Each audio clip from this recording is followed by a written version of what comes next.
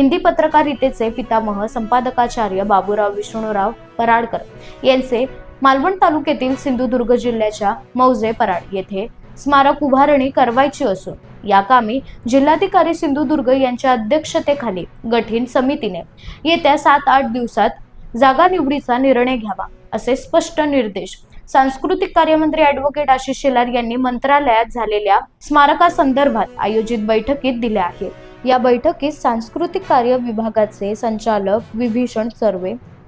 पुरातत्व विभागाचे संचालक डॉक्टर तेजस गर्गे, मुंबई पत्रकार संघाचे अध्यक्ष संदीप चव्हाण तर दूरदृश्य प्रणालीद्वारे सिंधुदुर्ग जिल्हाधिकारी, सिंधुदुर्ग जिल्हा परिषदेचे मुख्य कार्यकारी अधिकारी, पोलीस अधीक्षक यांच्यासह सामान्य प्रशासन, सार्वजनिक बांधकाम विभाग, ग्राम विकास विभागाचे अधिकारी आणि काशी पत्रकार संघाचे माजी अध्यक्ष राममोहन पाठक उपस्थित होते।